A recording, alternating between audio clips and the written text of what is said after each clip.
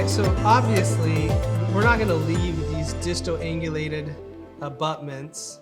You can see the trajectory of that implant. We're not going to leave it in that orientation, so we're going to just unscrew the orientation screw slightly. Then we're going to use the driver to reorient it more straight up and down.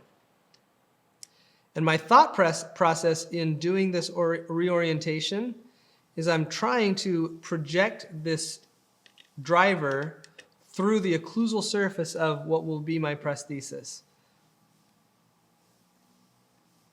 All right, there's that. We'll do the same thing on this one here. Just reorient it more straight up and down.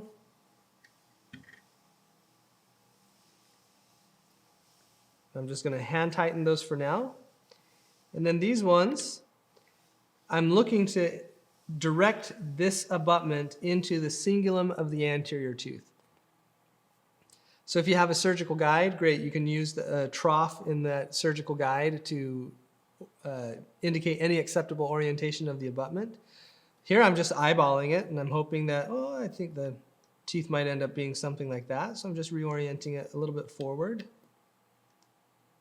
A little bit forward. Great. So once I'm satisfied with the orientation of my abutments, then it's a simple matter of torquing them down. We'll go back to this one. Torquing them down to 25 Newton centimeters, which is also indicated here on this torque driver. There we are at 25.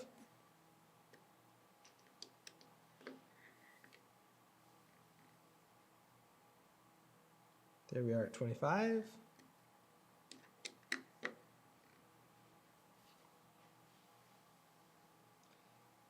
Here we are at 25.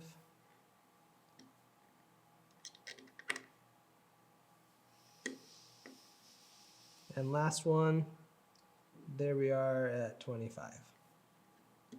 Great, so now that we have those torqued down, you can see that those do not move on me.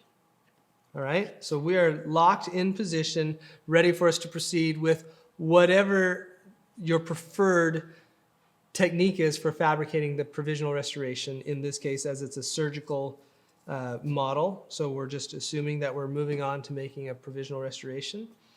Alternatively, you could be at your healed phase, ready to proceed on to your definitive restoration. But the point is, we now have the abutments oriented where we want them for the definitive restoration or for the provisional restoration. All right.